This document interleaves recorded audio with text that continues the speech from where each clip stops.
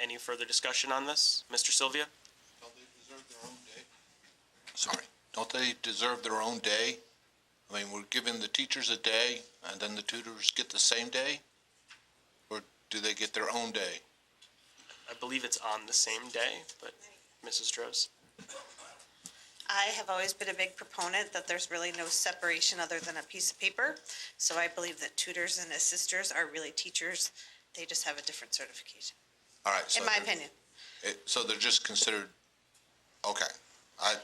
So it just sounds like, I mean, to me, it just sounded as though we're not appreciating them by making it the same day as teachers. See, I think we are appreciating them by saying that they're all teachers. They're all responsible for the education of ours. Okay, so with that logic, I mean, I don't have a qualm. I'm just trying to, that was my only question. Thanks. Mrs. Stam? For me, it's kind of a respect thing that we're actually respecting those tutors in the same light that we are for teachers. So I think they would really appreciate the fact that they're grouped with them. I have no question about appreciating them. I just was wondering, shouldn't they have their own day? That's fine, and that's a really great That's really the only explanation question. also. Any further discussion on the motion? Seeing none, all those in favor? Aye. Any opposed? Motion passes unanimously. And if we can have someone read the resolution honoring school nurses. Mr. Tufelt?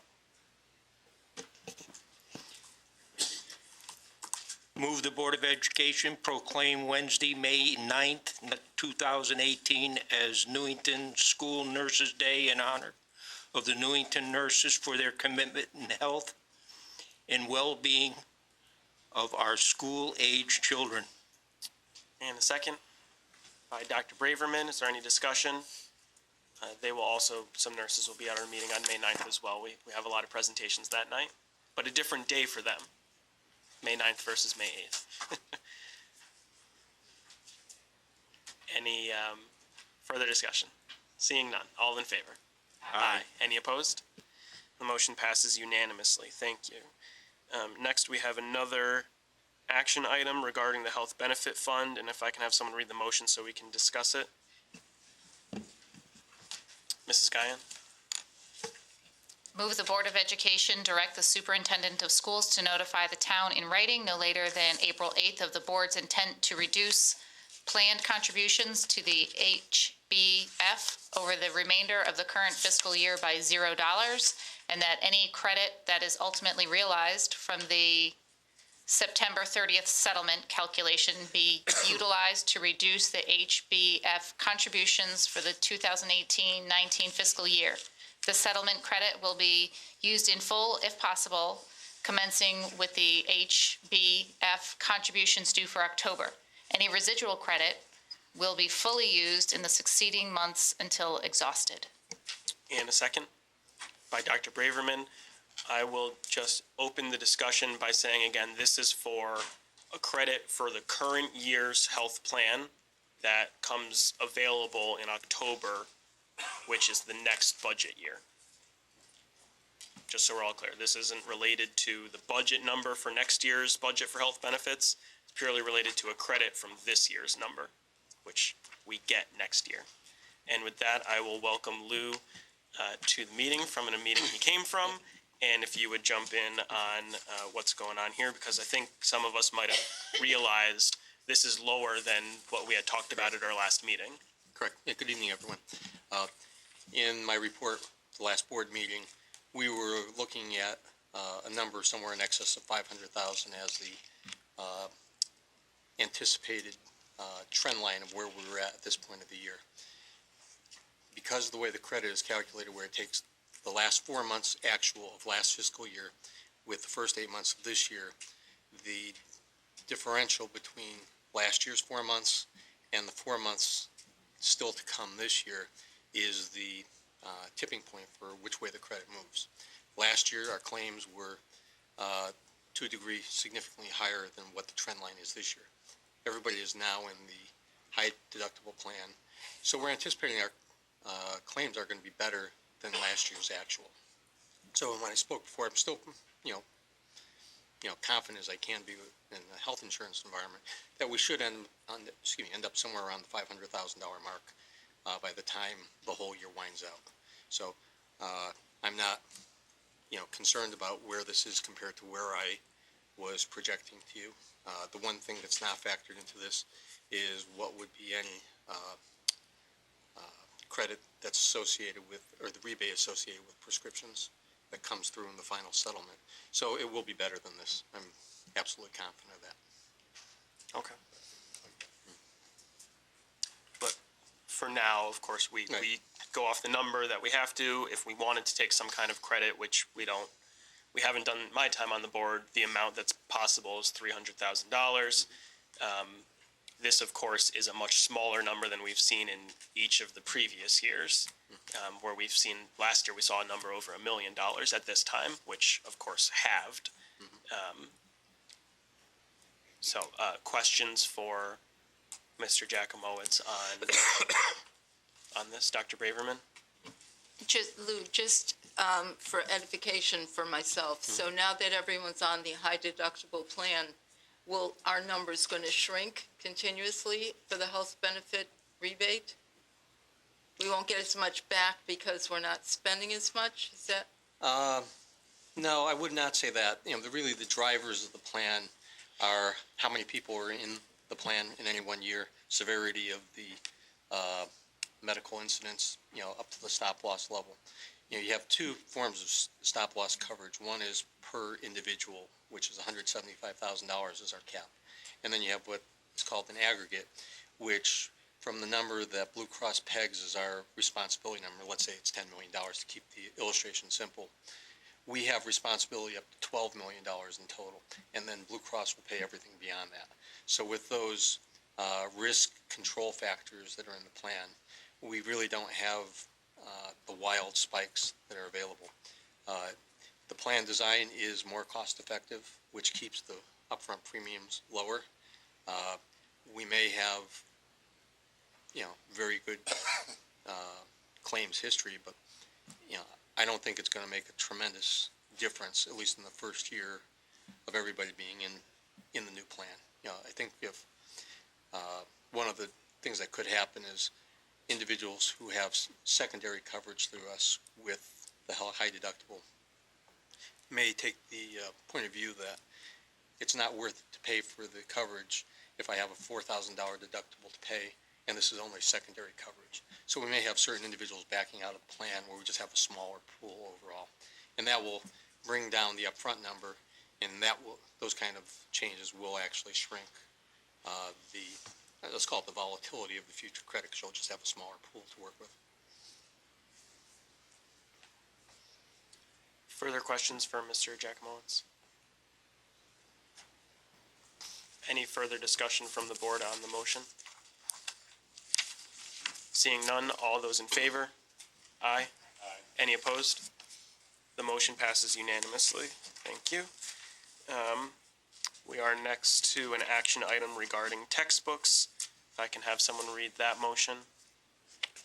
Dr. Braverman? Move that the Board of Education approve the following novels: Counting by Sevens, Fish in a Tree, Glory Be, The Lions of Little Rock, One Crazy Summer, Out of My Mind, Revolution, Rules, Wonder, All American Boys, How It Went Down, They Both Die at the End, and Memoirs of an Imaginary Friend. And a second by Mrs. Stam. I will just reiterate for the public, this has been on our agenda and we've discussed the books. We have all had the opportunity, if we had the time, to look through the books, and we had some discussion about that. Is there any further discussion on the action item from anyone? Seeing none, all those in favor? Aye. Any opposed? The motion passes unanimously. Thank you. Next on our agenda, item 7 is a discussion regarding the diesel fuel remediation project. This is our every meeting discussion of what's going on, what are the costs, what does the board need to do, and where do we go from here. So with that, I'll turn it over to Mr. Jacomowitz. Not a whole lot has changed since the last time we talked, but Lou has a couple of additional items to discuss. Okay. one of the positives that has occurred in the last week is we now have a better sense of what the total project expenditures are going to be. Okay? For the last 3 weeks or so, I was targeting 3.4 million as a number, really because I did not have enough actual information to really justify other amounts to carry in the overall project cost. By taking a number of that magnitude, we have only received $1.6 million of funding support for that. 1.1 million through the Board of Ed CIP account, and then the $500,000 transfer, which diminished the money that we had set aside for the John Wallace security wing reconstruction project to direct it into this. So from the $3.4 million to the 1.6 we had a risk gap of potentially $1.8 million. Just the basics of accounting principle is you have to match your cost to your revenues. So these are all 2017-18 expenses. They have to be recognized in the financial system for 17-18. I can't push it off to a future year. I can't say, I'm good for it, I'll pay you later. I have to consider that in how we set aside funds for these purposes, as well as the competing needs for our students in running the academics of the district for the rest of the fiscal year. The revised amount is going to be $700,000 less at this point. I'm forecasting a revised number of 2.7 million at this point for the overall project costs. There still has, I wouldn't call it elements of risk, but elements of uncertainty. This is, I could say it's going to be as low as 2.5 million, but that's hoping every optimistic outcome occurs and just trying to be a little more balanced. If things don't quite work out exactly as best case scenario goes, we need to at least, have a perspective that we need to reserve for something a little bit higher than that. So, $700,000 better right off the start, which is great news from that standpoint. So when the original summarization I put together had a much higher number as far as the money that I'd be looking for guidance from the Board of Ed, so we could figure out how we have to have an orderly rollout to the rest of the year. From where we stand financially at this point, about $2.8 million of unencumbered funds. If we needed 1.7 million of that for the responsibility of the project, that leaves a very small number for school operations for the rest of the year.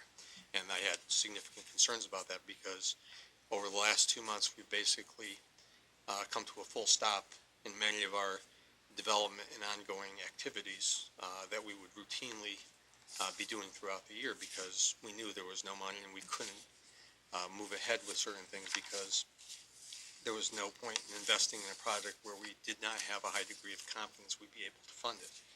So because of that, we have a little more money unencumbered at this point than I was expecting because so many things came to a stop. But the essence of where we're at right now brings us to a point of just about 1.1 million of money that is really our risk range at the moment. So I'll direct everybody to some of the illustrations I provided and just walk everybody through these quickly. Okay. The first one I'd like you to look at is the expenses related to the bus garage diesel fuel spill. Okay. And 2/3 down the page, there's a dark line that says total resources, amounts paid to date, dollars available. The amount in the right-hand column is the amount of cash we have available to pay bills as of today, which is $111,923. That's a combination of money that's in the board CIP account as well as in the town's revolving fund for insurance. Okay. When you go to page 2 on this, you'll see we'll look at the invoices from different companies, and we have Aegis, CTR, and then unbilled work. Because right now we're 4 weeks behind on billing from CTR for work that's being done in the remediation activities. So we have $1,874,000 invoiced to us to date, plus I'm estimating $250,000 of unbilled work as of basically Monday 2 days ago. So my total estimate of incurred costs, whether we've paid for it or we have not received an invoice yet, is just about $2,125,000. Okay, and the difference between what we have would be on the back side of this. Is everybody with me? I'm sorry, I saw some people were uncertain where we're looking for it.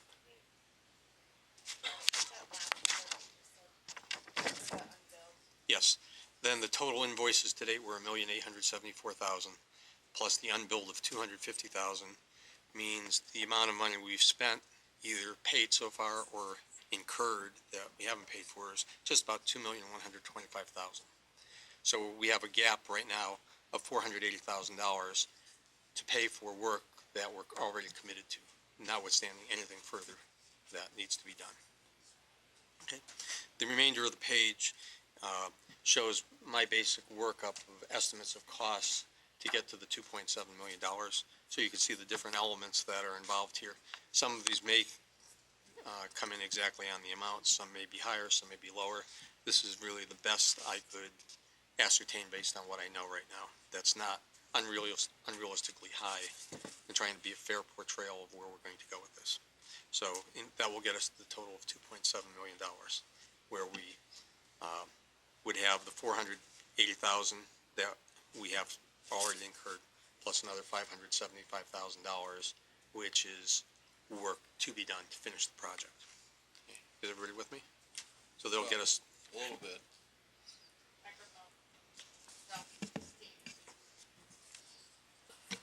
All right. So, I'm in the middle of the page and I see that we have a outstanding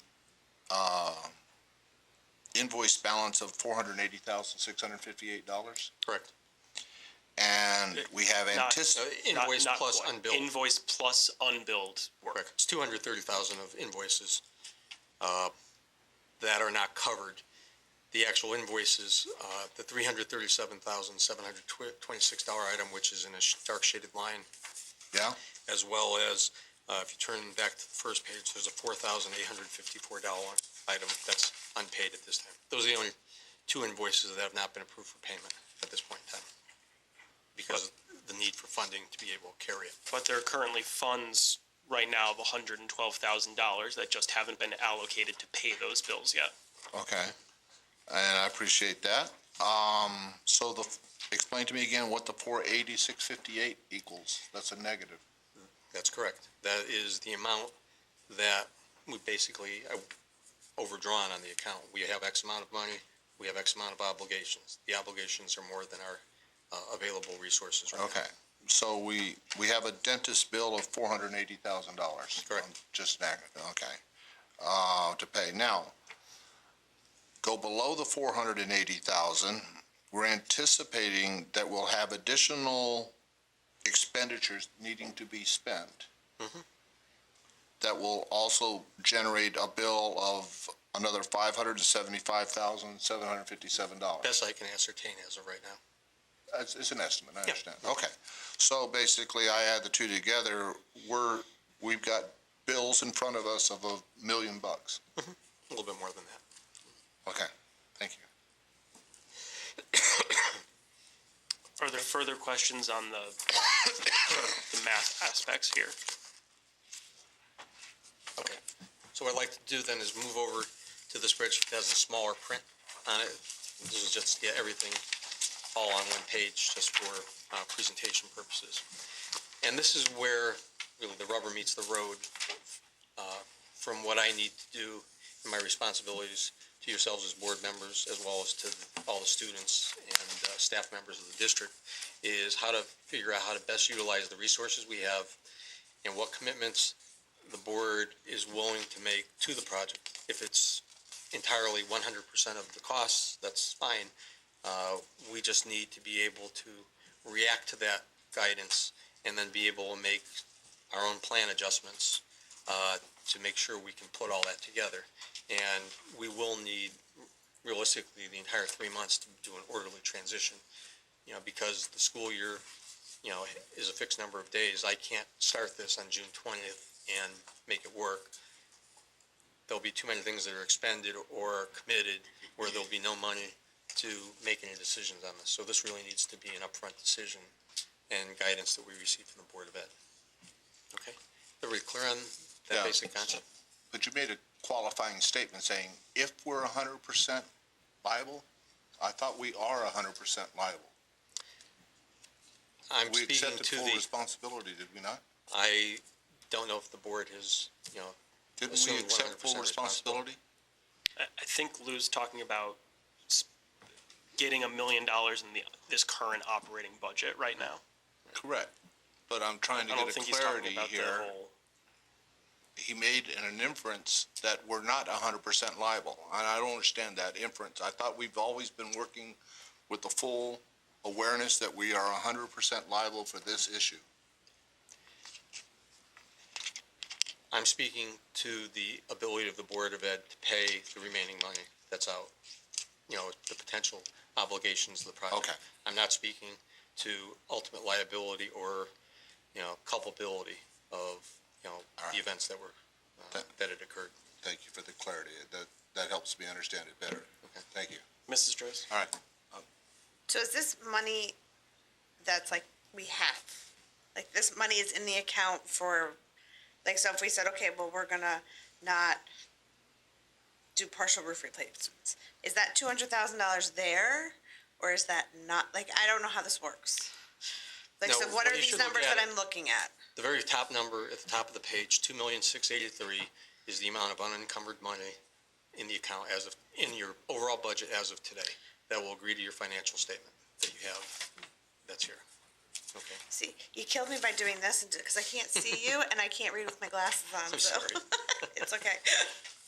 Okay. So that's our starting point. That's what we have to work with as of right now. That's Okay. just what I didn't see. All right.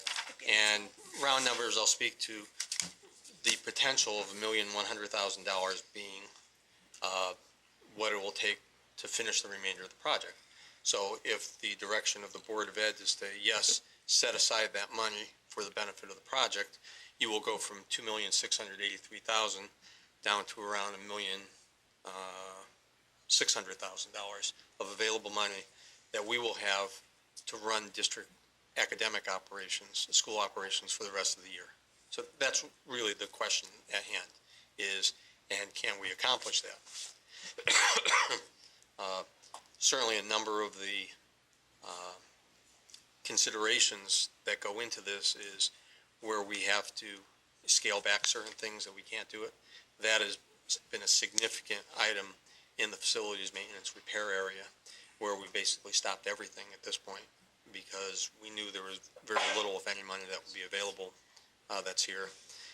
Knowing we had to provide the flexibility for the Board of Ed to make whatever appropriate decisions that were, you guys felt were the right thing to do and what we wanted to try to honor here.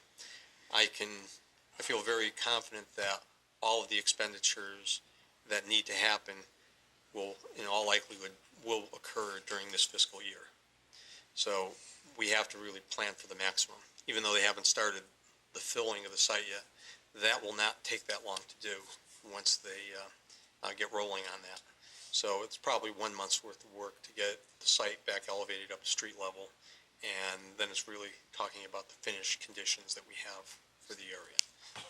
So if that doesn't start till mid-April, it'll be ready in all likelihood for the next phase of work mid-May. And, we have to be ready to act on that at this point out of this year's money. Mrs. Guy?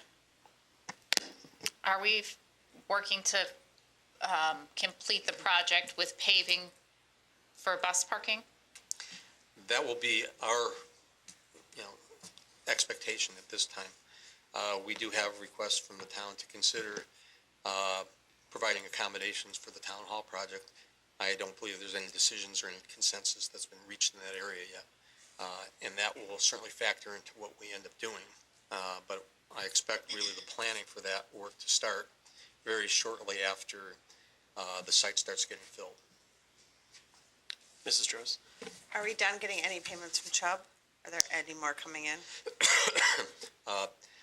I have better news on that front, better optimism there. Now, I did finally make contact with the Chubb representative late this afternoon, and they're talking about potentially having money for us within 3 weeks on this. Now, they were not willing to send me an email to that effect. Nothing is firm from their side yet, but we've overcome all the objections that they had to issues about the substance and the direction of the work, what we were doing, whether it was approved, appropriate for the magnitude of the spill. So I think it's really all on their side of sign-offs, but until I get something in hand that says it's real, it's not, but it's a heck of a lot better than the last 3 weeks of phone tag where I've left messages and got no response on anything. Is 3 weeks a time frame for a decision from them or for us to actually see the money? They were saying we should have a decision within 2 weeks and money maybe within 3. But when they told us last time, it was another 2.5 weeks before we saw the check after they told us. So And that would be for, in your opinion, the entire amount remaining? they were talking about the second submission, which was in total gross about $707,000. Okay. And we have the maximum potential of $806,000 available under reimbursement. And our third submission was well over the $700,000 more. So they've been satisfied that the project costs were well over the limits of the policy. So, but they were not willing to even talk about the third submission at this point.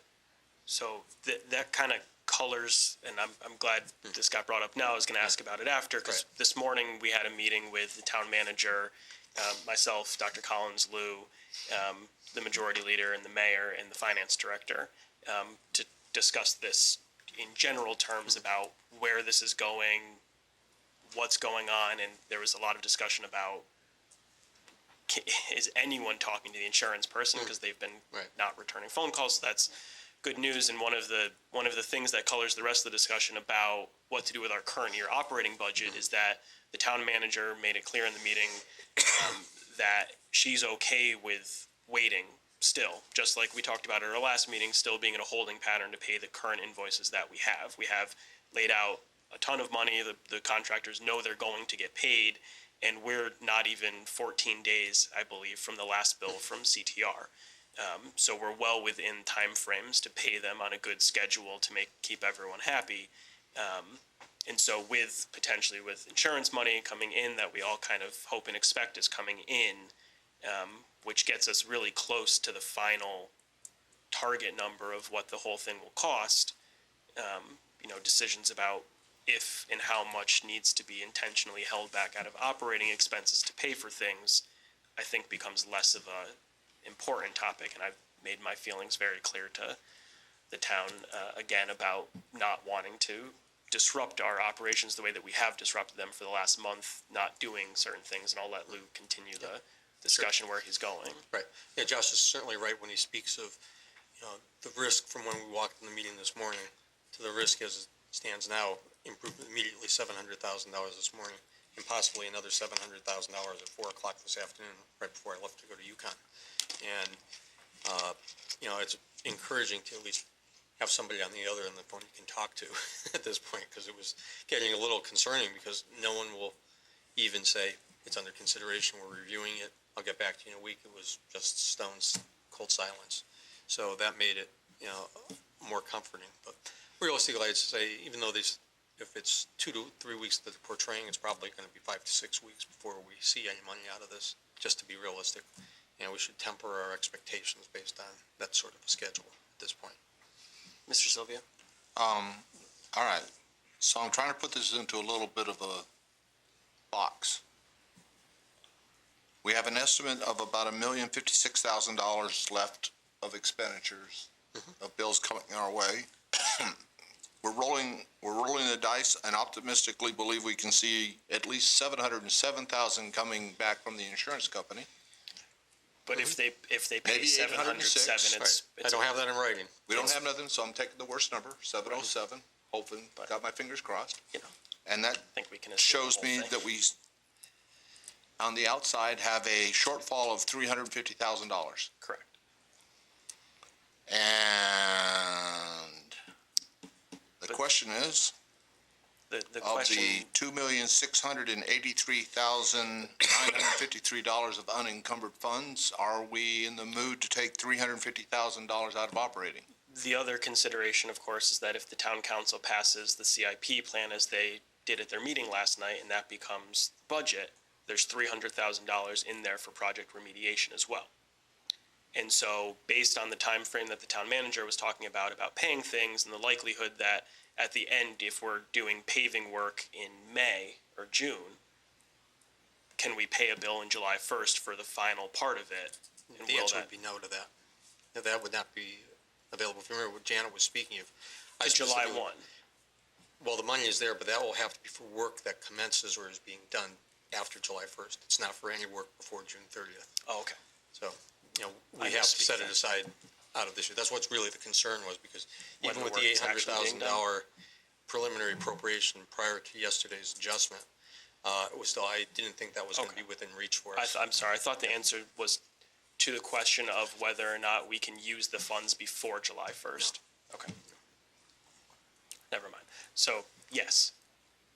So basically, in my mind, I'm sitting here saying to myself, we need to have a discussion over where we can set aside $350,000.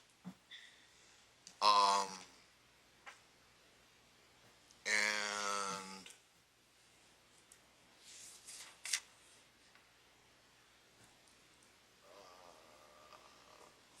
let's do, all right. So, I mean, I appreciate the fact that the town passed and gave us another 300,000. That's, thank you. I mean, thank you. So our homework in my mind is, where do we find $350,000 in our existing operating budget? That's where my head's at the moment. Right, so we'll let Lou get into discussion about what the operating budget right now looks like. Okay. Please recognize that these documents were prepared before that 4 PM call I got today, so I did not have the opportunity to make any adjustments to numbers that were here. These were finalized around noontime today based on this morning's meeting. So I would still have to advise to a level of caution, because until Chubb puts something in writing to us, it's not real. And if it takes them 2 weeks to do that, I think we should even look amongst ourselves as saying we need to set aside $1.1 million, for, until we get a commitment from Chubb one way or another on this. And then certainly backing it down to the next level of wherever their commitment takes. If it's fully the 707, then it takes us down to 350,000. That would be fine. And we would just, as things can be confirmed and captured and allowing us to minimize and manage the risk associated with the cost of the projects, that's the only prudent approach I would recommend the group to consider for at least the next 4 weeks, let's say. That the 1.1 million stands at the moment until we can be absolutely certain those dollars in hand. Because if we went down to the 350,000 and then somebody from Chubb says, we changed our mind, it may not be a decision you could recover from easily. Okay. Because just because of the nature of school operations, because you're locked in on the fixed school calendar, it's not like, say, a paving project where, well, I'll just start that project a month and a half from now. I'm not obligated to start now. We have the expenses required for every school day, and we can't push the school calendar back a month just because we need to have some wiggle room on managing some of our project expenses. So I have to advise just in a more conservative fashion. Thank you. Would you, Steve, Can if we could just let Mr. Jackmones actually get into the Yeah. discussion. Okay. so I see a line item here of emerging, Right, if we could let Lou just go through the document, because he hasn't actually done that yet before Okay. we. Okay. my apologies. Okay, so the organization of the document starts with where we're at for money right now, and then the aggregation of expenses that are possibilities that are out there at the top. So I'm showing 2,683,000 of resources and identified decisions, which is really what they are right now. These are things that are not been committed to yet. These are things that are sitting in front of us, whether they're directly related to the current budget that's out there, or things that just get dropped in our lap every year where there's new mandates, new emerging things that occur, and we have to recognize them in our environment. Okay? So sections 3, 4, and 5 are the aggregation of 3 groupings of considerations. The first group, which is right in the middle of the page, speaks to items that were directly related to budgetary decisions during this year, whether it's within our board operating budget, the board CIP account, or the town CIP account. And these are things that are still out there as of right now. If you can visualize, we had $1,100,000 of resources in our board CIP account, which encompassed about 20 different project line items that are there. All of that was gone for the benefit of just two items. One was the rooftop chiller at Martin Kellogg, and the rest of the money was going into the remediation cost. So every other line item is at zero in board CIP account as of right now. Those needs did not go away. They're just basically sitting in front of us as, are these items we want to consider, and are they important enough to set aside money out of the operating budget at this point? I mean, we do have two significant roof leak issues, one at our department at the high school and the other in the back wing of John Patterson. Those are not going to get any better on their own. Either we have to invest a decent amount of money and try to get a 2 or 3 year patch out of it, which is not really cost effective when the whole thing needs to be taken care of. Or we have to invest in doing the roof work, which will be between $20 and $25 a square foot, depending on the actual construction style of the roofing system that's there. Other things, the Chromebooks that we have, the town appropriation started at $188,000. That was in the town CIP. 30% was put on hold as part of the freeze. Now the entire amount is frozen for this year, and we have to consider it something that the town needs to make up the shortfall because the municipal revenue sharing from the state has just not come in as necessary. So that has basically been lying down at zero. So the resources we were hoping to get through the town for Chromebooks did not materialize. That decision is in front of you right here. Same thing with replacement classroom projectors. That was a budget cut that was made. But many times we would be picking up these expenses out of the money available in the health benefit credit, which was $573,000 for this year. We do have a major elevator code correction that needs to happen that occurred. That'll be about $50,000.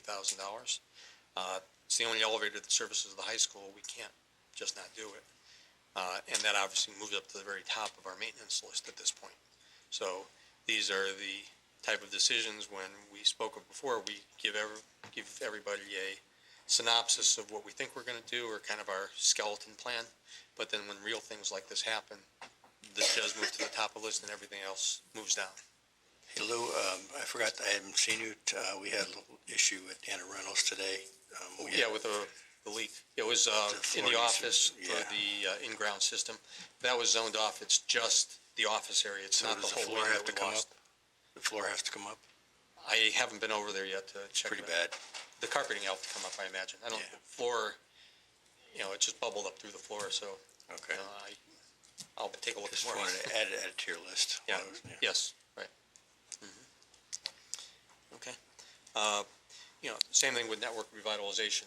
Typically every year, we're trying to make improvements to our computer networking system, either in switches and all of the gear in the schools, the core servers and storage arrays that we have, our wireless infrastructure that services all the classroom, the students, and especially in the Chromebook environment. Those are essential to the success of student use of the networking that we have. Those were dollars that were in CIP, the board CIP account for this year that got cut to zero because of the redirection of funds to the remediation project. And you can go down the line for all of these different elements, really those issues facing us that originated somewhere in the budget, either from our budget, this board CIP budget, or the town CIP budget. Okay, do you need me to go through any more detail on it? Because it's really repetitive. It is fairly repetitive for these things specific to what had been funded or we had cut out of our budget already. But, and I know one thing that we'll latch on to is, well, maybe we don't need to do this, that, or the other thing, but can you speak to the other items the other types of things that would have been being done over the last month or so and that aren't on this list because they're kind of what we would normally be doing that would be being pushed aside potentially or would be competing with this? Correct. I know there is another sheet, which was done separately, which were all the academic things that would be progressing, typically in any year. There's about 15, 18 items that are here that are, we would consider routine in nature, that we haven't really set aside funds for these yet, because we really didn't know where we're going. And as we have the ability to make modifications in these areas, we would if necessary. And what about our regular maintenance? Right, regular type maintenance. stuff? Typically at this time of year, I would have anywhere from 10 to 20 maintenance-oriented projects on the drawing board for ourselves. Right now I have 3, and 2 of them are continuations of things that were previously started, so I really don't have any investment in energy into development work for it.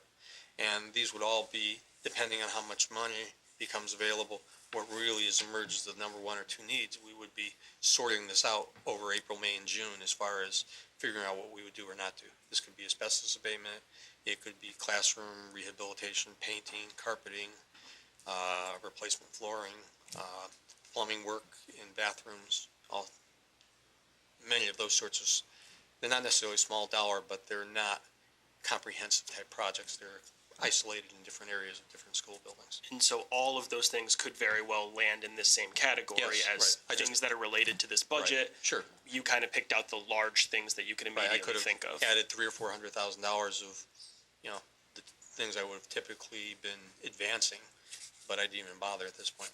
And so I just want to make clear that even though it may look like there may be things on the sheet that you say, oh, well, we can go without that until next year.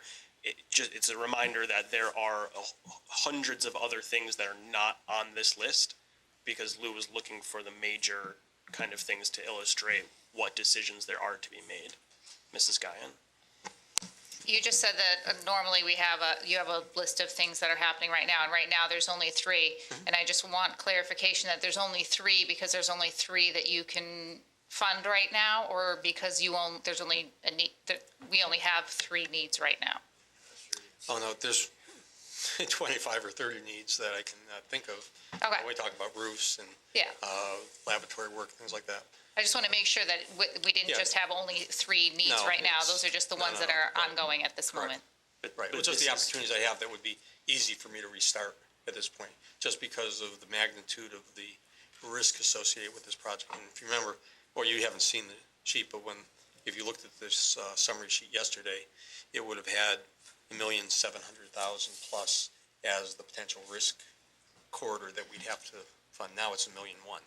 So this So- is on top of the fact that we've cut maintenance every year also, Right. right? So we've been deferring a lot of things. Correct, right, the budget is, I'm already at full expenditure based on the maintenance budget for this year for the budgetary resources.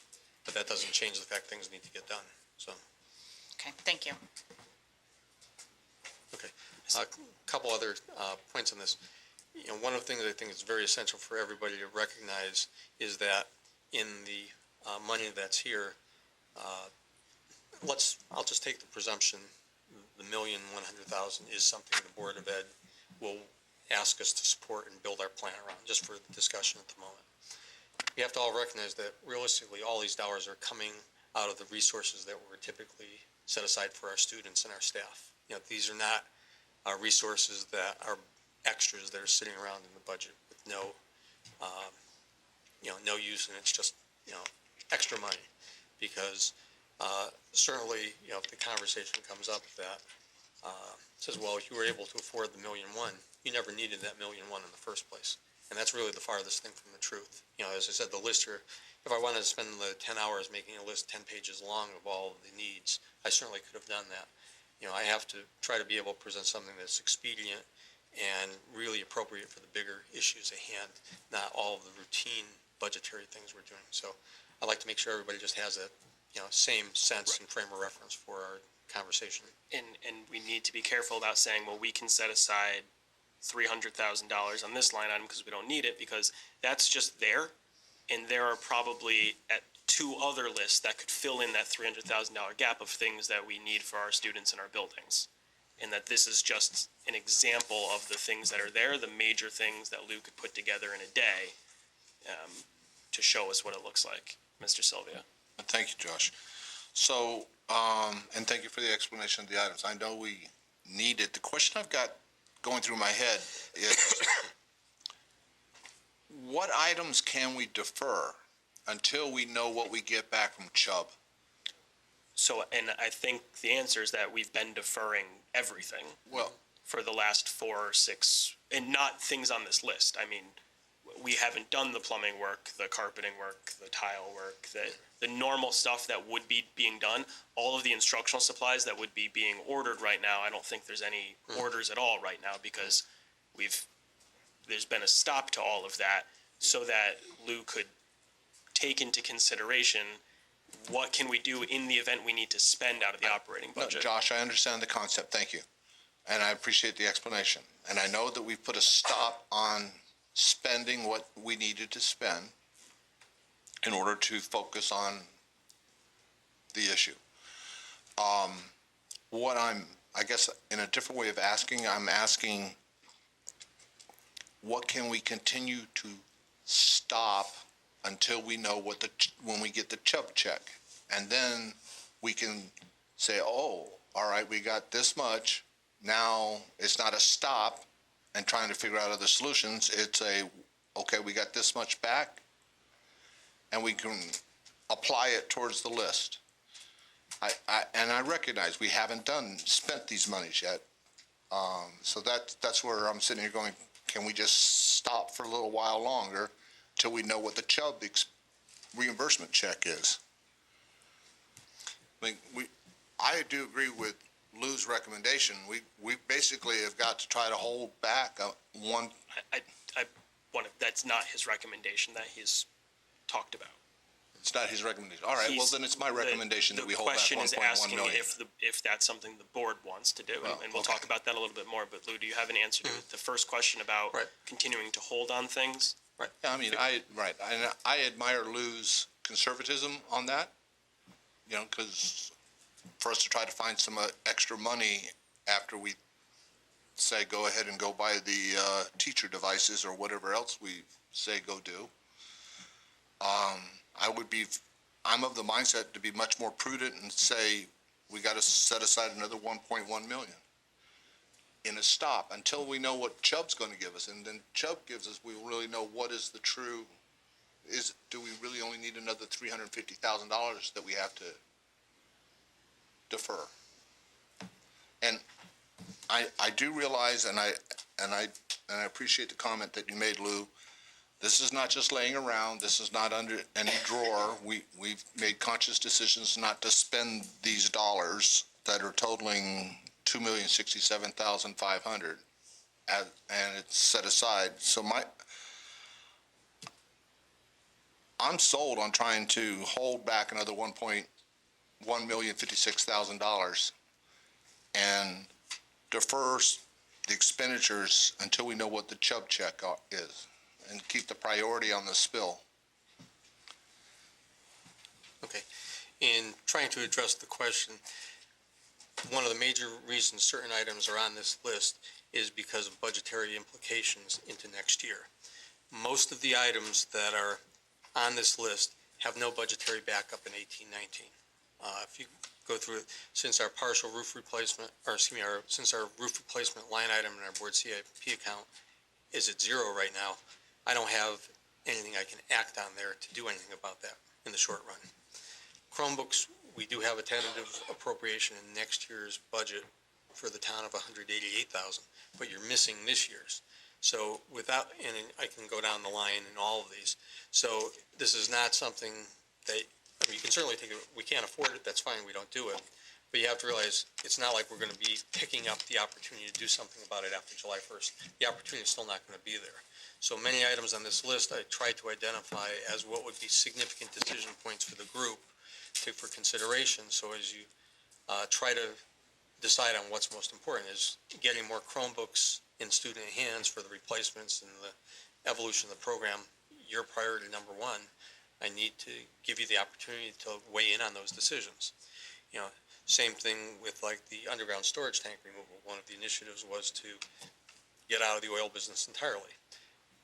I have enough money right now to do what they call temporary closures, which will basically take all the tanks out of service other than the one at the field house and our the one that runs the heating system at the bus garage. Those would stay in place temporarily. But once you start the meter and temporary closing, you have 1 year to get them out of the ground. And right now, I don't have any money backing up the ability to take them out of the ground next year, as it stands right now. You know, I would definitely put in a waiver request to the DEP about extending that if necessary, but it is something I just don't have resources set aside for it. So I could go through many of these line items and, you know, really come to that same conclusion. So it becomes a matter of the board's consensus as far as what are your most important things to get done. And certainly putting aside any, you know, all of the portion of the $2,067,000 is the board's prerogative, but these would be issues we would typically be dealing with every year. Anybody have any other questions just on this grouping? Or move on? Okay. The next grouping down is what I call emerging issues, and that's exactly what they are. They're things we did not plan for because our budget was contemplated 16 months ago, and that evolved until April of last year when it was passed. So it's, the most current information in this year's budget is 12 months old at this point. So with changes in volatility in special ed, how the town project has moved forward, where we have certain expenditures now to facilitate our moving out of the HR department here to move over to 66 Cedar Street, potentially moving the transition academy down into a temporary facility down on the lower parking lot here. There will be costs associated with that. We have to get phone systems in, we have to get computer networking established. We'll have to do some minor leasehold improvements for, you know, because of the way we need to lay the space out, that power and lighting won't be in the places it exactly needs to be for our application, and we have to be prepared to spend a few dollars on that. In addition, for HCD, they have the public safety specialized fingerprinting program, which has, you know, significant security requirements associated with it in order for us to have access to that database and be able to do fingerprinting for our employees. And that'll cost us a few $1,000s to get that resituated over there. So these are just real costs and real things we have to do that are not discretionary in nature. Okay. Other things are discretionary, as well as things that we've seen occurring. Okay. One of the most troubling ones we have is in the area of hourly employee compensation. Right now, we still have not been getting the type of stability of our hourly staff that we need for tutors and other support staff. You know, the fill rates, and I'll have to defer to Steve for, you know, how bad they are, but, you know, all we're basically doing is keeping up what our current rates have been, and we're not gaining ground, we're not gaining any sort of competitive advantage compared to other districts of recruiting people who would stay. You know, we've turned over, I would guess, probably the equivalent of 100% of the learning tutor jobs this year. You know, if we have 30 or so of them here, I wouldn't be surprised if we had 30 people come and go. It may not be the same 30, we have some long-term people, but the numbers I just see are staggering. And this is no way to really run an operation. And in just trying to look at, okay, to try to put in a benefit package for a group of this size, and this would number 250 people, probably run us $2 million to do that, to establish even a minimum coverage that meets credibility standards as a benefit package, is we realistically have to just pay significantly better than what we are to even can have people being willing to work just for the paycheck, not even for benefits. And, you know, right now we don't have that built into the budget. We're hoping the compensation minimum improvements we made this year will have an impact, but we haven't seen it. So let's turn it over to Steve. You can comment a little bit on that. Well, I think you covered it very well. I think the only thing I'd share on top of that is there's a compounding problem when we don't have folks in those positions, and then we're also having challenges getting substitutes. So we often take the folks we do have that are supposed to be working as tutors in our buildings, and they're now substituting for our teachers that are absent.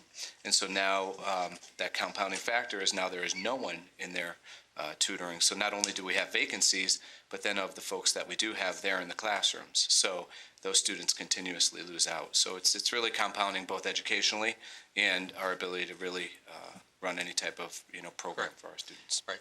And certainly you could say this is a budgetary issue, which it actually is, and should be considered in the budgetary evaluation process each year. But it is a significant concern, and it's on the table in front of us today. And if this is a high enough priority for us to try to address with the resources we have left this year, putting ourselves in a position to do something, it's there for consideration. Okay. Other things we have on here, the emerging potential change in ABA tutors, where the recommendations have been to move off ABA tutors and create a employee category called behavior technicians. I'd have to defer to the academic people to explain the technical differences there. But I know it very well may be a mandate within the next year or so. So we're trying to really stay at a point where we're even or ahead of the game a little bit instead of being behind the eight ball on this issue. We do have other things with our John Wallace STEM Academy. We have one retirement in that area this year coming up, which typically, because of the specialized nature of the program, we would want to try to recruit somebody into the job where they have some portion of time this year to be prepared to be ready to start next year. By having, somebody who's in that role, we're going to basically be in a spot right now where they have a cold start first day of school without the benefit of really seeing the program in action for a little while and really being able to just step in and not lose out the momentum that we've had there. Do you want to double dip a little bit? In other words, do a little mentor training? Is that what the 25,000 is for? Yeah. Thank you. Okay. And the same thing is with the high school STEM Academy is right now, presuming those live in the budget decisions, those positions would be cold starts in September as well. And just we have high expectations for what they're going to contribute in trying to develop a, state-of-the-art program. We're just making it more difficult on everybody by not being able to provide that buffer of opportunity for success. And then we will have 2 new bargaining units coming up that we will be going into negotiations with in the next month or so. This will be for the legal fees estimate at this point for working through that process until we have finalized contracts. And then we obviously don't know what the implications are for the final settlement of those contracts. So those are the things that are facing us. Next year is the last column that's here. And there's just 2 items on there right now. One of those is an item that the board took action on, earlier with regards to staffing for, whether we could reallocate or not. That's a decision that will probably need to be revisited out of necessity, but, certainly Right, but we didn't actually take out the preschool from our next year's budget yet. Right, yeah, right. But that's something that, we have, in looking at the enrollment trends and where we need staff behind it, the opportunities to do different things don't look like they're going to materialize as we'd originally anticipated. So that will be under a lot of scrutiny over the next 4 to 6 weeks. And, by the time we have, are ready to make final budget recommendations in a few weeks after the town council authorizes, that'll, likely it'll be something that may be back on the table. And then certainly the outcome of the negotiations that I spoke of. So these are all the things we are, having to look at and deal with, and and trying to provide the board a framework of where you can be well informed on major issues and understand just how much we have to work with and how this will all play out. So, are there any other questions? Dr. Braverman? Lou, in the items related to 2017-18, middle of the page, the last thing budget needs, 328 to 630, 25K for 12 weeks, 300,000? Right, that's just the general flow of operations. I need to recognize that there are expenditures incurred. We have an organization of over 800 active employees at any point in time. There are expenses that will happen and have to be addressed, either through special ed issues, events for the students, materials that are needed last minute. Right, regular consumption things that just haven't been portrayed here, and it's just recognizing that that's really something you have to set aside something for out of this. Okay, it's in the budget already. It's Oh, yeah, in- right. But I'm just speaking, from where we are right now, it's really like, think of it as a brand-new budget. You have $2.5 Yeah. million to work with, and how are we going to get to have an orderly completion of this year? Ms. Strauss? I know that I always start with saying, like, I'm really confused, but I'm really confused. So Okay, I I'll try listened to to, help. I heard everything you said, and like the emerging issues seemed like they weren't part of our budget anyway, and they were just, if we had a magic wand, we would love to have $25,000. Like, and I feel like something is confusing me. Like, it's So like too much that- information. So here's one of the hardest parts about being a Board of Ed member. We set a budget in April for a year that will start July 1st and end July 30th the next year. So we're 14 and a half months before the budget's going to end. Over those 14 and a half months, we talked and we asked about each of the line items. What do you expect that money will be spent on? This particular periodical and that one. Over the course of 14 and a half months, some of those things will come to fruition. Some things will take precedent over them, and those will go to the back burner. And so at the end of the year is typically a time where you're looking at what's left in each of our accounts, what's it meant for from the budget standpoint, what teachers had requested. Are they still requesting that? Are these still things they want to do for next year? Are there other things that have taken over priority? So if you look at something like $25,000 in leaseholds, that could mean that a classroom of books that was going to be purchased is not purchased anymore, so we're spending that $25,000 there instead. That's a kind of a silly example. I don't know if that really happens, but all of those kinds of things happen over the 14 and a half months. So all of these things in the emerging issues, none of them are listed in our operating budget that we passed April of last year. Okay, so I understand. They can give you a specific example. I don't need to, because I understand that, like, living in this world. But I guess my other question is, so right now, there's 2.6, or, whatever, I'm rounding, 2.7 if I want to round to the nearest. Sure. Unencumbered. Correct. And now, what about salaries? Is that separate? Or Salaries does is that accounted include? for. Salaries Those are are all encumbered accounted So this is after salaries, this is everyone gets paid, like, no one's gonna get, okay. That was I'm like, that's not enough to cover salaries. Thank you. Thank you for your explanation. So I know that that's a ton of information, and I don't think that we as a board should get hung up on each of the items that are listed there, since it's really not our prerogative to demand each individual thing be spent or not spent. The overall picture of whether or not we should be avoiding expenses in order to set aside money to pay for the diesel spill is kind of the question. And so I'll start off with what I know from our meeting this morning and my opinion on the situation. So, we have not been asked to make any final decisions this evening by the town manager, or the town council representatives who were there. They are still fairly optimistic and confident that we will get money from insurance, which Lou gave us some good news on today, and that the state will potentially be doing something in the next week or so, and we might know that there are additional funds available. I also, so that's kind of our starting point. Do we have to do something right now? Lou would probably say he'd like to know sooner rather than later, because a lot of these things need to get going. The town side would say, well, we're okay with waiting right now. Not sure how long that continues for.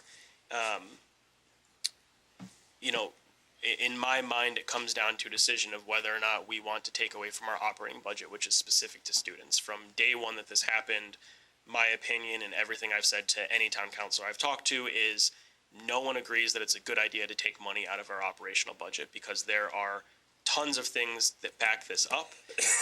We've lost, through this ordeal, we've lost the cushion of the public school CIP money, which could be spent on a lot of maintenance things as they pop up. We aren't fully sure what our budget's going to look like moving forward next year. If we're going to have to make deeper cuts to a lot of areas that we may want to try to, some of this money could go towards things that we're cutting out of this current year for next year. My opinion has always been we should not touch operational budget, especially when it looks like the amount that might be in a shortfall is so low. I again said at our meeting this morning that it's my opinion that the town should use the short-term notes that they approved if and when that timing issue occurs.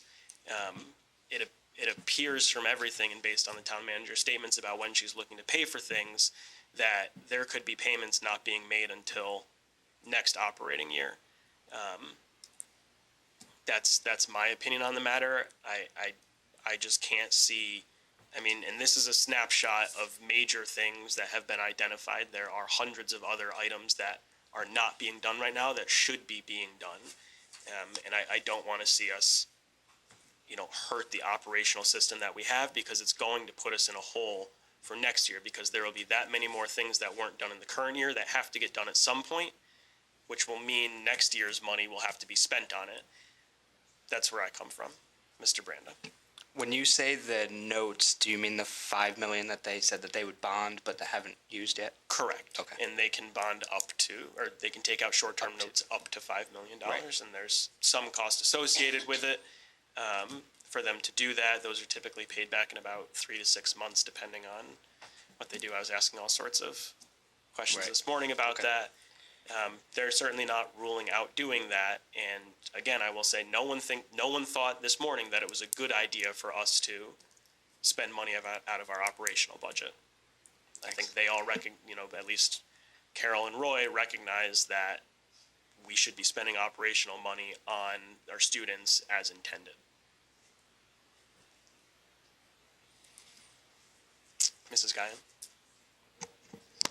I agree. I have a really hard time looking at this list and thinking that we should be finding. I feel like things are already so tight, and we've already deferred so many things that the impact to our programs would be significant, and I don't think that's a good idea. Right, and especially in our maintenance budgets. If we remember my presentation to town council and what we've talked about around the table, our maintenance budget, what's in there right now, before it potentially gets cut again after the town council sets our budget, our maintenance budget is half of what we spent in the 2016 school year. That's what's in our budget for next year. So when we're talking about needs, we will continue digging a much, much bigger hole with some aging buildings. Mr. Sylvia.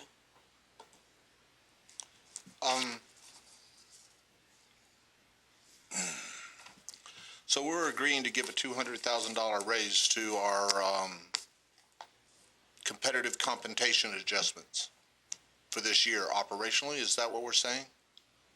We don't want to touch this year's operation budget, so I want to give a $200,000 raise to our competitive compensation adjustment wages.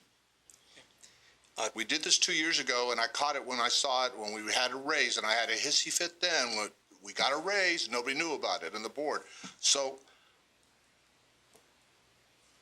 I think we need to pony up and just set aside, take 1% of the budget, like we have the account, put it aside, have a set aside. If the Chubb money comes in, we take it back and we move it back into operational, but at least we can set aside 1% of our existing budget, $700,000, put it in the non-lapsing fund, and it could carry over to next year, and we can begin to implement some of these activities. If and when we do get the Chubb check, which I'm praying we do, then the whole premise, the money is still in operations, and we can move it back in and apply it to line items here. But I said it at the very, very beginning, we needed to pony up and obligate the funds, and I'm of the opinion to bite the bullet now and set aside the operational funds. Mr. Giacomo, do you have something to add? Just to respond to that, I probably should have really moved that down into the emerging issue area. All right, no, I do have it down there. So these are, decisions that we have to look at now, because we see how far short we are. And I'm using $200,000 as just an approximation of what, we might have to do, and that's, $800 a piece per year for 250 hourly employees, round numbers we're talking about, or, somewhere in that derivative to come up with a number. That would be something that would have to be implemented next year. We wouldn't be making any changes now for making any compensation adjustments during this year. But in order to formalize and formulate what the right thing to do is, it's something that's on the table now. And I probably should have put the $200,000 in the lowest category, because that really would be where the implementation of that would be. not in, this year. Is that this fiscal year? No, it's going forward for next year. But it's something that we have to look at now to prepare for next year. So All right, it that really goes- should be in the lower category. 2018-19. And right, so again, though, I want to caution about hanging on to any one of these things, because this is not, like Lou said, he could have created a 10 or 20-page document of all of the things operationally that would be being done that aren't right now, that these are not necessarily the 15 things that would be done if we are to expend the money operationally as the money that we have right now. There may be 100 other things that get done rather than a bunch of these things. This is an example of what he's picked out as the major things that there are, many of which don't have anything backing them up in the budget next year, so will be needed to be done at some point, and there are issues that we need to deal with just to show us what this looks like.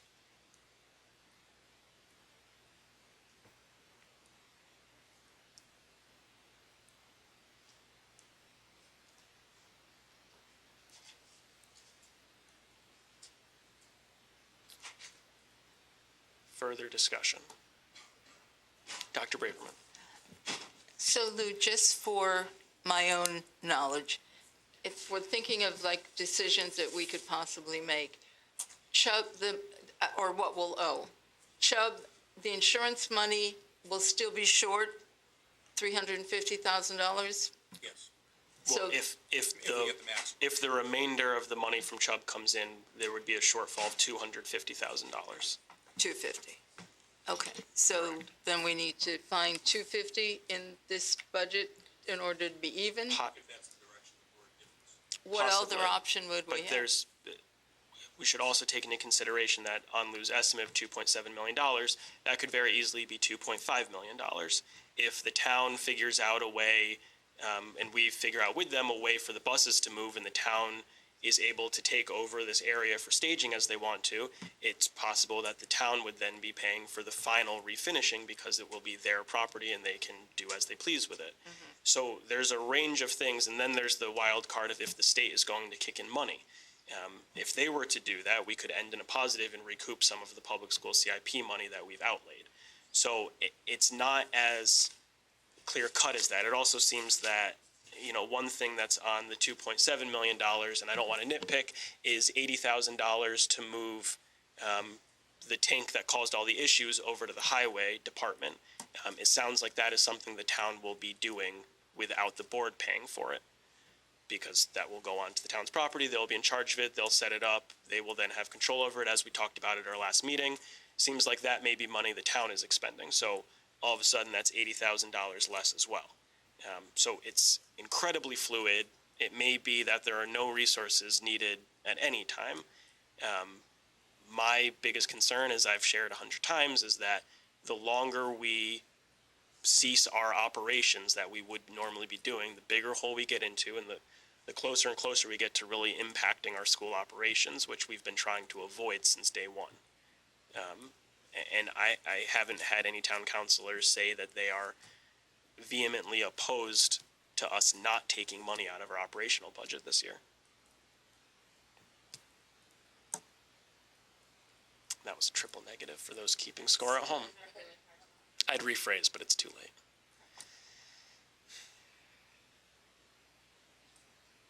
Is there any further discussion? If and when it comes time for, requesting that guidance from the Board of Ed, I don't need it program by program. It's really just a matter of what the dollars are you'd want us to set aside, and then we'd figure out what's the best place for that in the overall outcome.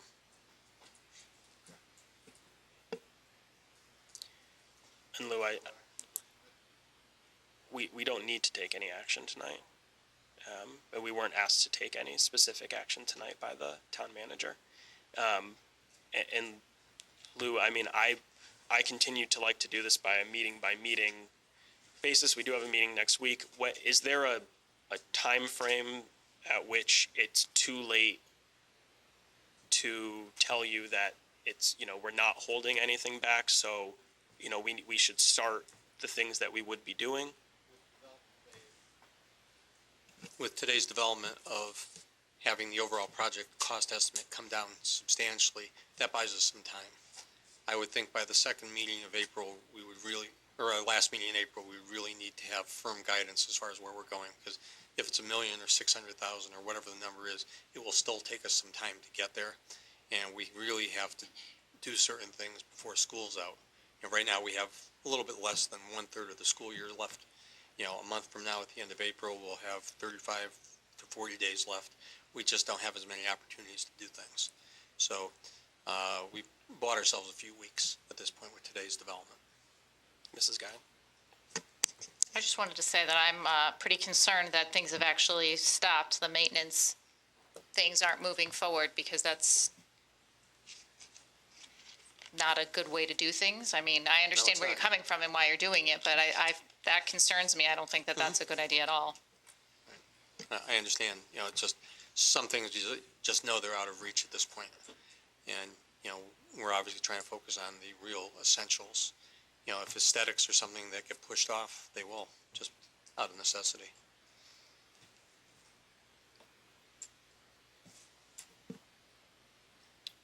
Further board discussion on anything related to the diesel fuel remediation project?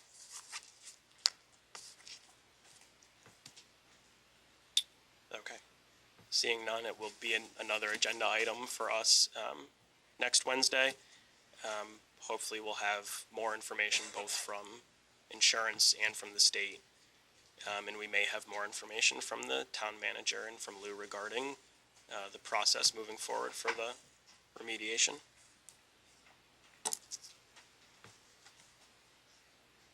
The next item on our agenda is a discussion and potentially an action item, agreement regarding the cost of the private investigator. So we'll start this as a discussion and potentially move into a motion. And the motion that is in our packet is not fully up to date. I don't know if Attorney Ancona has updated yet from last night, but essentially when the independent investigator was hired, there was something the entire board agreed that we wanted to have. I think, or I, in a town council meeting, agreed to split the cost, which seemed fair since it's benefiting both bodies and both bodies asked for it. The town attorney has set up an agreement regarding the cost of paying for the private investigator. The fee is capped at $25,000, which would leave our portion at $12,500. My request last night at the town council meeting was that, I'm first of all was assuming that the board is in agreement that it's something that we should be splitting the cost of the town council. And secondly, that in the event the board was to say yes, as was my assumption, there's just a question of when we would be able to pay that money, which is the first thing I brought up in any of my discussions with any of the town councilors, that which they understood and appreciated me telling that from the start. So there will be a fourth item added to the agreement that says the Board of Education will make payment on or before November 30th of 2018. The goal being for me that, there's a possibility that there's a positive balance at the end of all of this, and we could pay money, $12,000 out of that. That could be one possible source. The other possible source is that we will get some kind of health benefit credit. So it's the least pain for us if that money is expended after we get the October credit, because we will at least get $12,500 there. Certainly don't like to spend money on things like this. Is there any board comment on that? I didn't think anyone disagreed with paying for half of it. Mr. Sylvia? I'm in agreement with with the strategy that you presented in the discussions. I mean, it makes perfect sense, and I have no qualms about that. Thank you.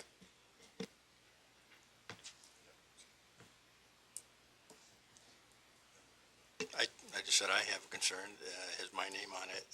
I've not met the person. I have no idea what the contract says. And you're asking me to sign this, and I have no idea what the goals of the person are. So it's a little awkward for me. Jeff, Dr. Braverman? how do those things usually happen? Normally I'm involved, in it, and I have not been involved in this. Okay, so your expectation is the town manager will be the hiring Well, person, or? My name is on it, so Oh, The person's been hired already by the town manager hired the person. The investigation is ongoing and seems like it's going to be wrapping up at some point in the near future, according to the town attorney last night. This is just an agreement over paying the fee. Oh.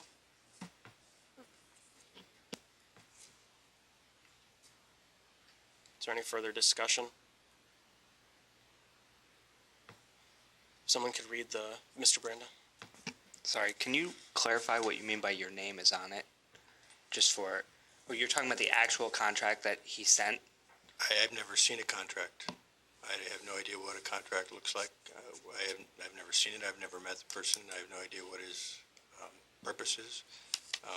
But there's a contract here that has town manager's name and my name on it. Gotcha. Okay. And when did we get that? That was This is this is the agreement the regarding the actual cost MOU. of it. Okay. I don't know that we've received the actual contract that hired the person, but there is certainly town council discussion over what that would be. Gotcha. And there's also some assumptions made on here that I don't know that are entirely accurate.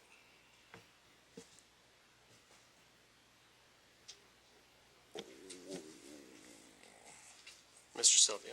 Thank you. So I need clarity. What assumptions have been made that you have contentions with? I've not seen the document, but, I mean, It's in your packet, uh, right here. I haven't opened up my, Open your packet. If you open your packet, you'll see it here. It's in your folder. it was in the packet? It's in your So folder. it's on the back of the possible motion. This is what. Oh, thank you. All right, I'll read it. Whereas although it may seem apparent that the leak resulted from a damaged or deteriorated brass valve or fitting allowing the release of fuel to go unnoticed for several months, there seems to be a lot of speculation there. And I don't know that this is something that, my opinion, my name is going to be on it. Mr. Branda? I guess just a follow-up to that, and I don't know if we want to harp on this, and then, I mean, we didn't write the MOU, so we could just go to the person that did at another time, but I guess my question is, the motion is about agreeing to split the cost. Is the motion about signing the contract? Does that make sense? Like, are we, if we say yes, we want to split the cost, is that yes, we agree to this contract, or is it yes, we agree to splitting the cost? Right, this is to split the cost. Not agreeing, but agreeing to what is on the contract, is what I'm saying. This is the signature, so I would need to sign. Right, so I'm saying, the motion is about the $12,500 that we are agreeing to pay for, but are we saying that we agree that this is how the contract should be laid out? This is what was sent to us by the town, so this is what they're asking me to sign. Mrs. Guyon? I think what you're saying is that if we agree to it, and then if there's things on here that aren't worded the way that they should be, can we ask that they're changed? We can certainly ask that the language be altered. So that's what you're asking, right? Yes, thank you. And, thank you. So I've read it. What are the assumptions?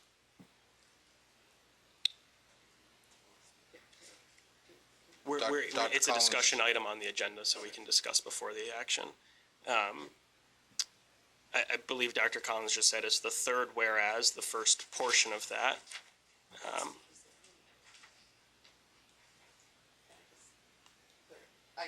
Mrs. Stam? Can I just say that? So I think I'm trying to understand what you're saying. What I think this contract is implying, we're hiring someone to tell us what the issue is and what happened so that we can determine really what happened, because that's what our big issue is. And in this whereas, it's actually saying we're already telling it, and so that I agree that that's not correct. We shouldn't be stating those, that we believe the brass valve, whatever, that person needs to come up with that conclusion. That's his job to do. So I agree with that. Right, but I can certainly understand that, but his job's almost over at this point. Yeah, but, so we're not, this is So I- this is the first time. I Right, this was understand just that drafted a couple days ago. so we haven't seen it before Right, this. I mean, That- this is not the contract that hired the person. This is an agreement between the town council and the Board of Ed to split the cost of $25,000. I mean, the whereases aren't even, Yeah, it just. Necessary, although I guess. It may seem apparent, Mrs. Droz. yeah, this language. I understand where you're coming from, but I agree, if this is just between us and the town council, we definitely were in the questioning of, was it this or was it this, we need to hire someone. So it's just kind of saying what we had said. If this didn't go to the private investigator, then it's just a matter of, we all think that's what it is, but we just want to make sure. So that's how I read that, but I'm optimistically, different. So that was my concern, like, this is just between the town council and the Board of Ed. This is not between that contractor, which it's making it clearer, but it is squirrely language, but I understand, So we can certainly send correspondence to the town attorney to take out the second whereas and the first half of the third whereas, because they're not important to the agreement anyway. I mean, none of it really matters except for the fact that we're gonna pay half of the $25,000, so we can get over that language hurdle. You have additional concerns besides that? No, it's just if you want to pay it, that's fine. Where does the money come from? And, Right. The health benefit credit from next year, we're going to be, unless there's money that comes in from the state. Correct. That's as you explained earlier, right. Because it'll be changed, so we can send a correspondence to the town attorney to take those out. I mean, we're not voting on the language of the agreement anyway in the possible motion. Mr. Giacomo, Just one quick item. Since this is an expenditure that's been spent this year, it has to be recognized as this year's expense. To push it off to next year's health benefits credit is not an appropriate solution. We'd have to really use it out of what we have for funds of our current year operating budget.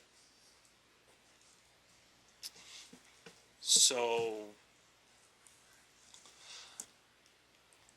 Set aside $12,500. sorry. No? If the town's receiving an invoice and then they send us an invoice after July 1st, isn't it impossible for us to pay it before July 1st? Well, you're signing a memorandum of agreement which has contract elements to it that you've agreed to do that in this fiscal year. So if we And I don't, have to recognize that as a commitment of the board. okay, so if we don't agree to it until after July 1st, does the plan work to use health benefits money? Yeah, for next year, yeah. Right, because that's a different matter. You have no commitment out there. Mrs. Stam? or can the motion read that? Could it? Sounds like no. No, the motion can't read that either? You can't, okay, so it's, okay.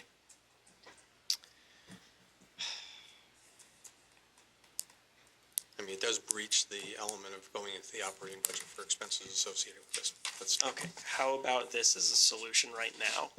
Because there's, I mean, I think the town council knows we're gonna pay our share anyway, potentially, because we certainly haven't obligated ourselves right now in this operating budget year, just to be clear for any auditors watching. How about, I add this to my very short list of things to talk to, Carol about, and potentially put off any formal agreement on expenses since we're not agreeing formally in this operating budget yet. And we can table this for a little while. I don't know. This just all seems so silly to me. How do people feel about that idea? Lou, we'll start with you. How do you feel about that idea? Does that seem okay for now? whatever, if the decision ultimately is taken where you're going to say, you know, entering the commitment to pay the town the $12,500 for June 30th, it has to be recognized as this fiscal year expense. So whether you do it today or later, or even, you know, if you have no agreement, is really the only solution to get you to next year for being able to use next year's money. is for to this. not reach an agreement until next year. Right. Okay.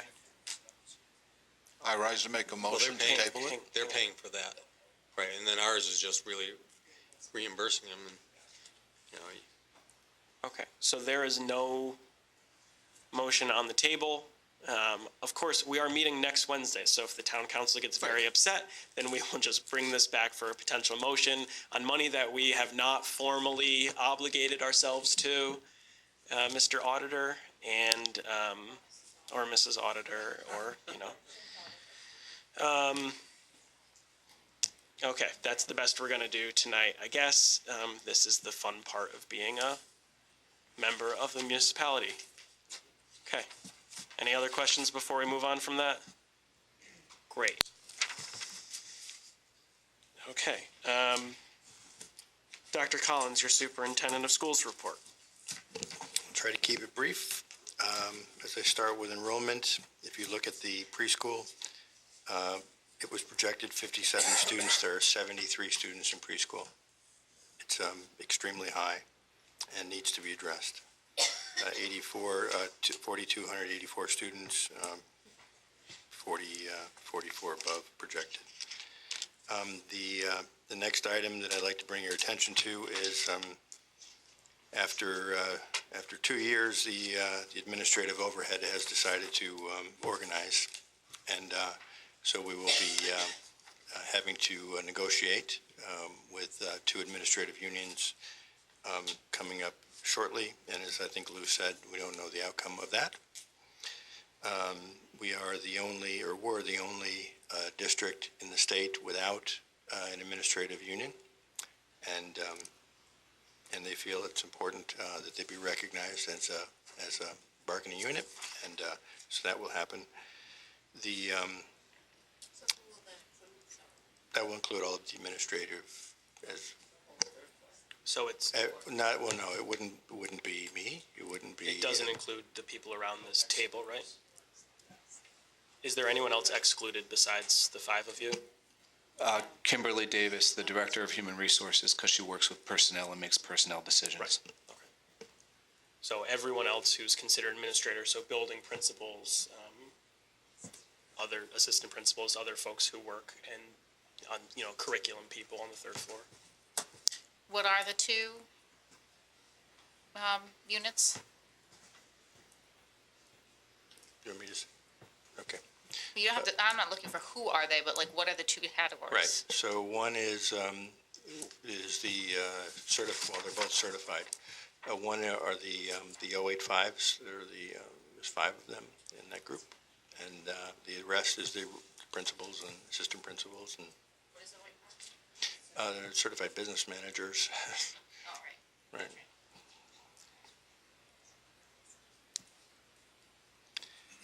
The next item on my list is bus parking. It is not clear where or if the buses will be allowed to return. Buses have to be parked somewhere. It really is up to the board to decide. They did vote once that the property was to be returned to you when it was finished. That's really up to the board to decide whether or not you want to release it or not. If you do, the buses need to go somewhere.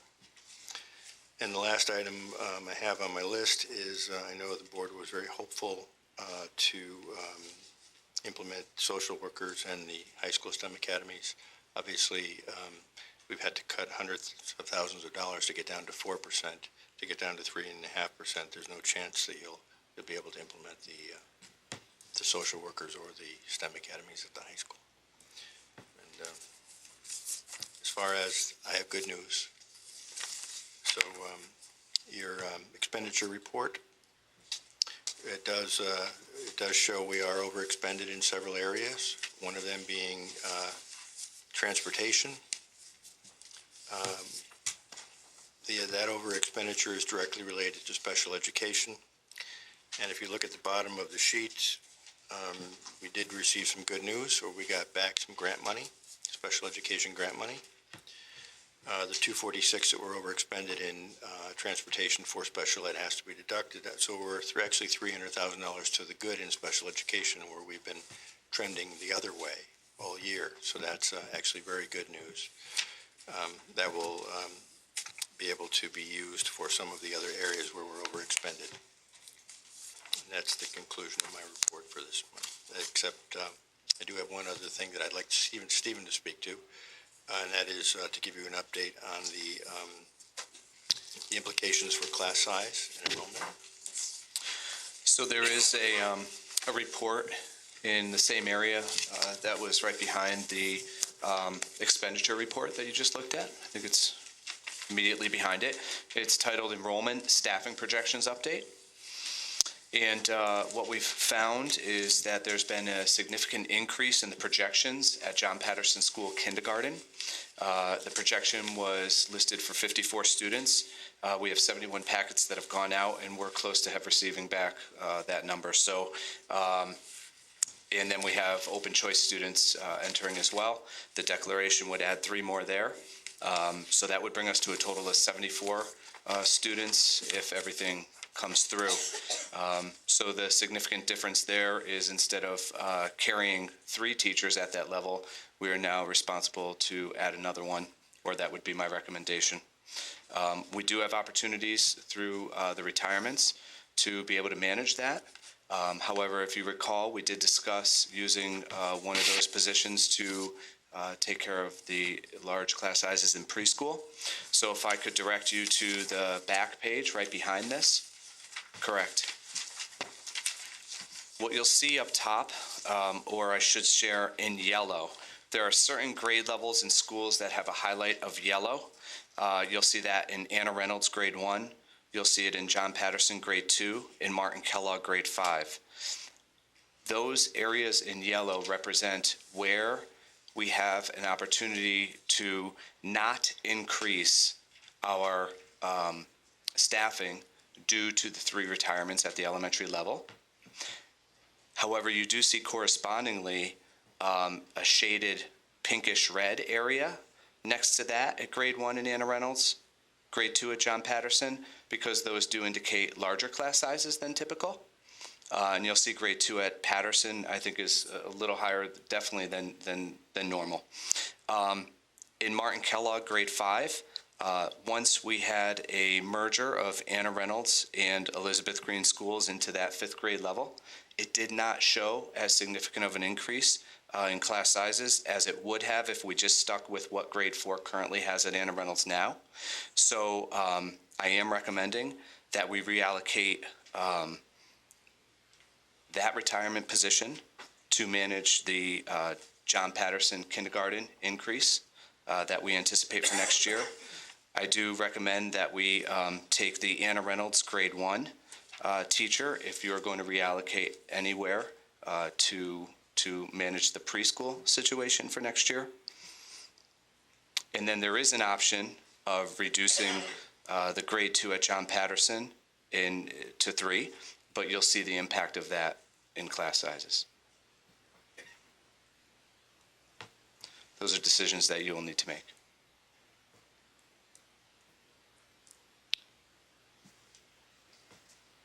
So those are decisions for our post-town council setting the budget meeting. Dr. Collins or Steve, is there anything further? Any questions for Dr. Collins or Mr. Farisi? Mrs. Rose? Is there any, looking at the John Wallace 7th grade class size, which seems to be astronomically larger than any others, and 7th grade has to be one of the most volatile, challenging ages out there? Just wondering. So there are 2 elements to that. Absolutely, we continuously look at even these numbers right here, and we can start to say, okay, what if we, take 1 away from grade 4 in this area? And, when you continue to look at the impact of a draw from another location, then you see the same staggering results typically in enrollment at that area. So the one other indicator that isn't on here that I should maybe put in an asterisk underneath that is that's also taking into account the academy students. So it's just the summative total of grade students at that level. So, it would be at least 12 kids additional from the academy coming over from Martin Kellogg. So I know that isn't a huge number, but it is something to consider. If we were to reduce it from 179, it would actually go down to, quick math, 167, right? I'm sorry? It would make it 23s and 24s. 23s and 24s, which is approximately more typical to some of the other areas, although again, not necessarily comfortable. It is more. However, even though I appreciate your thinking, however, we do have to recognize that in language arts and in social studies, and sometimes in math, depending on the levels of students for mathematics, in their encore, it adds an extra class. So those students are then accounted for in those 26 in language arts and social studies classes. Thank you, Mrs. Morocco. And then I would just add to that too, that as what Mr. Freese is referring to is if we look anywhere else on this sheet to take a teacher from somewhere to add it to grade 7, those class sizes would actually be higher than this 25.6 in language arts and social studies. So these kids spend 2 periods a day in that class size. Anywhere else, you're going to go up to maybe as high as 26, 27s. Except for the ones we have highlighted in yellow. That's why they're in yellow.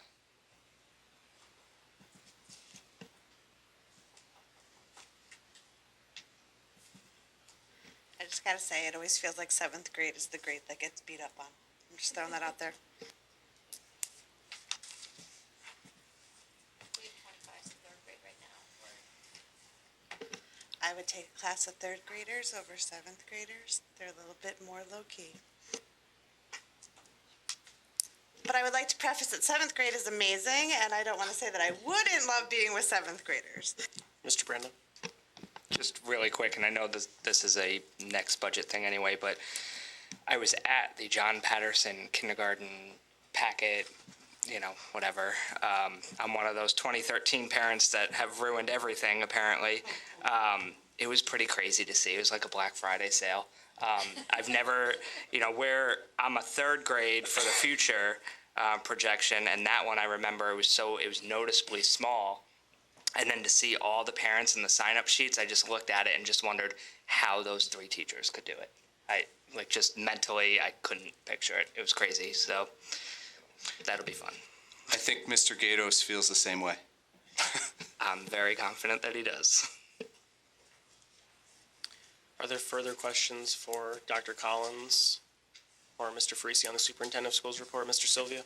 I noticed a bullet point that said that certified administrators with a 085 have voted to unionize.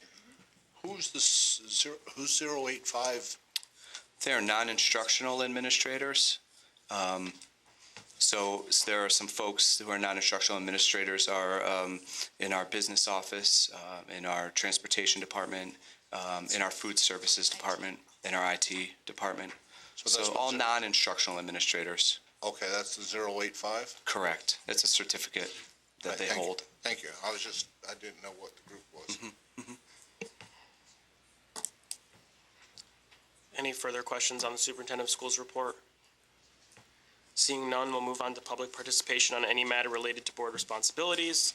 And our phones are open at 860-665-8736.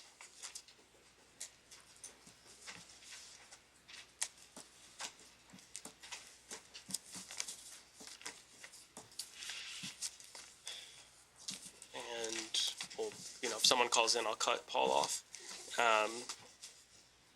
We'll move on to remarks by board members. Dr. Braverman?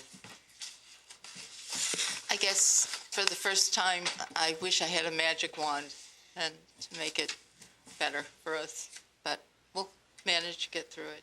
But it is a bit stressful for everyone around the table, I know. That's it, thank you. Mr. Vasella? I'll agree with Mrs. Braverman. I'll work on it. Mrs. Stam? Mr. Sylvia? Nothing, thank you. Mr. Tufelt? Nothing at this time. Mr. Branda? Just really quick, one of the, casualties of the bus garage was the project graduation group that organizes and gets everything ready for that June 21st night. So they're looking for a space. So if anybody has a space that has power, lighting. I know there's been a lot of back and forth, but Lisa Abrams has been all over Facebook looking for help. So if anybody knows of a space, please reach out. Mrs. Droz? Mrs. Guy? Yes, I got to see Beauty and the Beast, the production at the high school, and it was amazing. And I feel sad for anyone that didn't go because they missed out on a really, really great show. And just as a reminder, Annie is coming up next weekend, or next Thursday, Friday, Saturday at Martin Kellogg. That should be a fantastic show as well. Yeah, just in case it is not clear, this is very stressful. It is not easy to take all this information in and try to figure out what to do with it, and getting the best results for our students. So please work on that magic wand. Thank you. I also got to see Beauty and the Beast, and I used their very easy online system at the end of our last meeting to purchase tickets. There's just so much talent in our schools. It's really, really pretty incredible. And Matt was Lumiere, and he is so good on stage. It was really great, and all the folks that were in the show, just really tremendous job. It's not easy doing Broadway shows when you're in high school, and it will be also impressive. I'm going next week to see Annie. That's not, if you go to see middle school shows in other communities, it would be Annie Junior, and they abbreviate it. The songs are different, so they're easier for the kids. It's a much shorter show. The middle school, if you don't realize, does the entire full Broadway show, and have since Sandy Piltz started doing it when I was in 7th grade. So our middle schoolers actually do a complete Broadway show with, I don't believe, any funds from the Board of Ed, just like our high school. They run on their own. It's really incredible to see the high schoolers' talent, the middle schoolers' talent is really cool, so try to get there. I did, before the meeting started, sign the arbitrated agreement between the Board of Ed and the Newington Teachers Association. So that finalized contract is finally ready for signature. The NTA president will be signing it as well, and then I'm sure it'll be available for us in our Google Drive at some point. It is pretty much identical to the last one except for the salary. So if you're looking for differences, you won't find many. Last thing, obviously, there's been a ton of budget discussions going on. The town council did make some adjustments for their preliminary budget last night. Their last public hearing is on April 3rd. At this point, the Board of Ed is at 3.5% in their budget. We went in at 4.57%. So if it remains that way, we would need to cut just over $700,000 or so from the budget request. When we're kind of looking at what that looks like, and I've been asking Dr. Collins and Lou to try to figure out what we could possibly do so that we have points of discussion over the next couple of meetings. It is just, I don't think it would be possible to do either the STEM academies or the middle school social workers. Obviously, those are decisions that we have to make, but when we look at these class sizes to get rid of additional positions, doesn't seem like that would be something that the board would choose. I did say last night at the council meeting, and I'll say it to all of you, it's my intention to put together some kind of informational letter that would be emailed out to parents of our students. The main reason I want to do that is so that our parents have information. They are one group of people that are the busiest in town, so they likely aren't able to tune in that closely to what's going on in the machinations of the budget process. As I've done with everything else, including the council presentation, it's my goal to make it informational. It's not a request for 1,000 parents to come out to the hearing. It's to let them know what's going on, what the board expects that would do to our budget requests, and that there is a hearing on April 3rd if parents anyway want to come out and make their opinion known one way or the other, and to ask any questions they have of us over the next couple of weeks. I won't ask for the full board to sign on to it. As the chair, I do have the right to make public statements, and I hope you all trust that it will be a decent statement, as I've tried to do on our other budget issues. So if anyone has a major issue with that, I haven't drafted the letter yet, but please reach out to me tomorrow because I intend to draft something, ask Dr. Collins for his input, and try to get it out by Friday. Okay? So please reach out to me. I am super available unless I don't pick up my phone. The last thing is there is a hearing committee meeting after this meeting, so if you are not on the hearing committee, please get your stuff and exit the building. With that, I will call for a motion to adjourn. By Mrs. Droz and seconded by Mrs. Guyon, and we are adjourned at 8:56 p.m.